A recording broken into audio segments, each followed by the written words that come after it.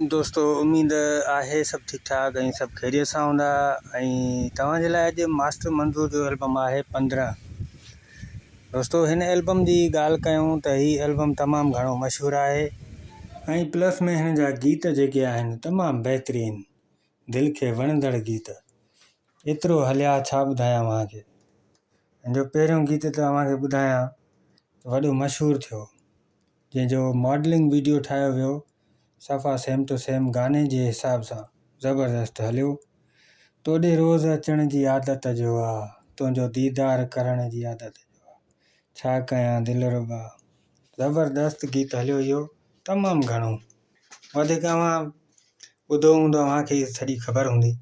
हिन में ॿिया गीत बि सुठा आहिनि ऐं तव्हां दोस्तनि खे ॿुधायूं त हीअ रिलीज़ इंफॉर्मेशन वीडियो आहे ऐं हिन वीडियो में असां कोई गीत शामिलु न कयो आहे।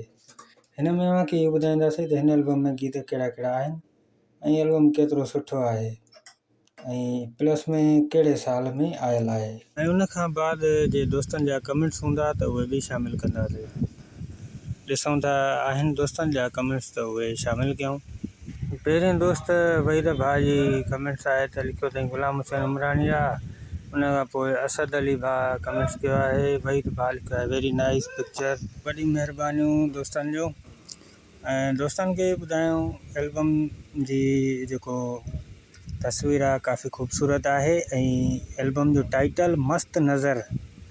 एल्बम बहितरीनु आहे वधीक तव्हां हिन जा गीत जेके आहिनि उहे तव्हांखे मां ॿुधायां त तव्हांखे सॼी ख़बर पइजी वेंदी ऐं पंहिंजी पसंदि जो कमेंट्स ज़रूरु कंदा त तव्हांजी पसंदि जो गीत कहिड़ो आहे। हाणे हलूं था हिन जे गीतनि ॾे। पहिरियों गीत जेको आहे किफ़ायत लाड़क साहब लिखियो आहे सिर वञे या आदत वञे ज़बरदस्त। उन खां पोइ आशिक़ खोसे साहब जो गीत आहे हिन जो ज़बरदस्त गीत आहे सुख त मूं खां लॾे विया ज़बरदस्त गीत आहे इहो बि मशहूरु।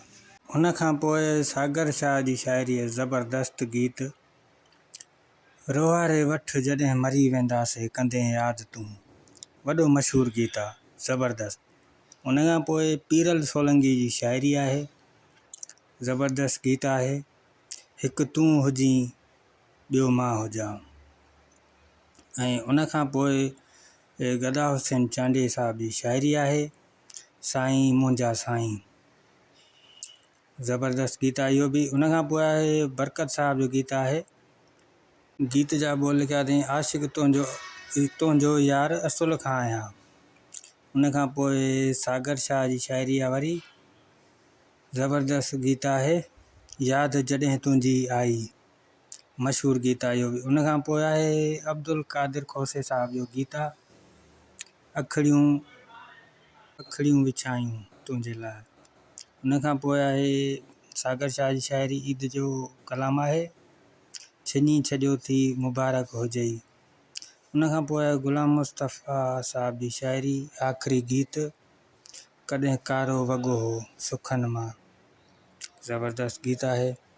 ऐं दोस्तों अव्हांखे वीडियो पसंदि आयो हुजे त वीडियो खे लाइक ज़रूरु कंदा पंहिंजे प्यारे प्यारे खे कमेंट्स करे ज़रूरु ॿुधाईंदा त वीडियो सही आहे ग़लति आहे ऐं वीडियो देरि सां पियो ठाहियां इन करे जो टाइम कोन थो मिले जो टाइम ठाहे वीडियो डेली अपलोड कयूं यार।